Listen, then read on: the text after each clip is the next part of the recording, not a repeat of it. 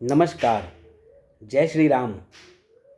रामायण के बारे में तो हम सभी जानते हैं। रामायण में बाल्यावस्था से लेकर भगवान राम के दिव्य प्रस्थान तक की कथा को 7 कांडों में विस्तार से वर्णित किया गया है।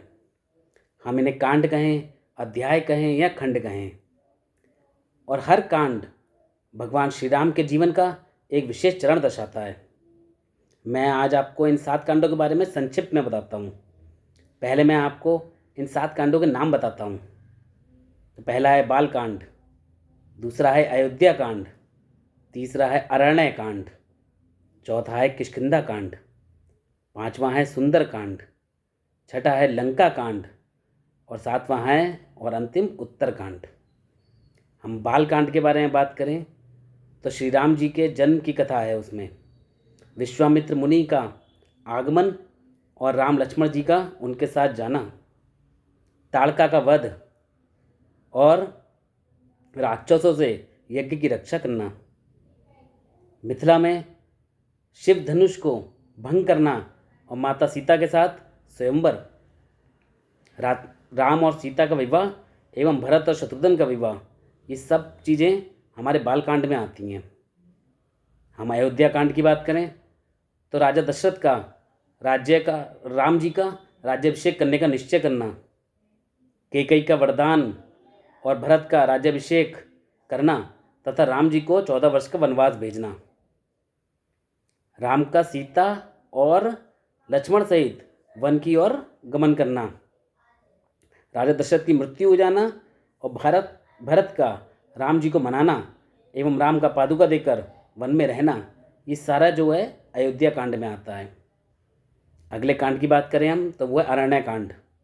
अरण्य कांड में जो जिन दंडक वन में निवास करा था राम जी ने, शूर्पणखा का सारा प्रकरण और खरदूषण का वध, माता सीता का रावण द्वारा हरण कर देना, रावण का और जटायु का युद्ध होना और जटायु की मृत्यु, और राम और लक्ष्मण का सीता की खोज में शबरी से मिलना, ये सारा चैप्टर जो है अरण्य कांड में आता है। चौथे कांड की बात करें वो है हमारा किष्किंधा कांड। तो किष्किंधा में राम और लक्ष्मण का सुग्रीव से मिलना, बाली का वध करना और सुग्रीव का राज्याभिषेक करना, और वानरों की सेना का संगठन बनाना और हनुमान जी का सीता की खोज में समुद्र पार प्रस्थान करना, इतना जो है किष्किंधा कांड में आता है। हम 5वें कांड की बात करें तो वह है सुंदर कांड। सुंदर कांड तो हम लोग सभी अपने घर में पढ़ते हैं और सबको पढ़ना चाहिए मंगलवार और शनिवार को।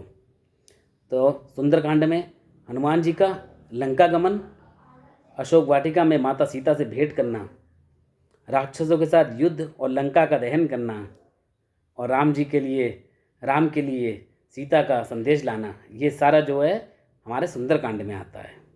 जय सुंदरकांड। अगला कांड है लंका कांड। लंका कांड में पूरा युद्ध दिखाया गया है, जिसमें समुद्र पर सेतु का निर्माण करना, लंका में राम जी और रावण का युद्ध होना, कुंभकर्ण और मेघनाथ का वध होना, रावण का वध होना और विभीषण का राज्याभिषेक होना, और राम जी और सीता माँ का पुनर्मिलन, ये सारा जो है हमारा लंका कांड में आता है। जो सबसे अंतिम कांड है वो हमारा उत्तर कांड।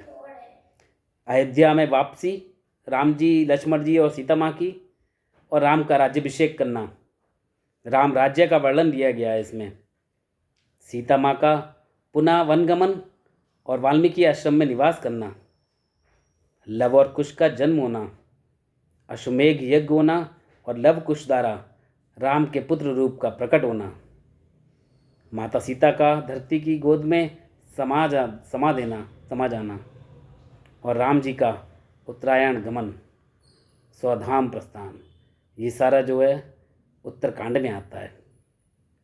मैं सोचता हूँ कि आपको रामायण के इन 7 कांडों के बारे में संक्षिप्त में जानकारी मिल गई होगी। कभी अगले वीडियो में मैं विस्तार से थोड़ा इसको बताऊँगा। तब तक के लिए जय श्री राम।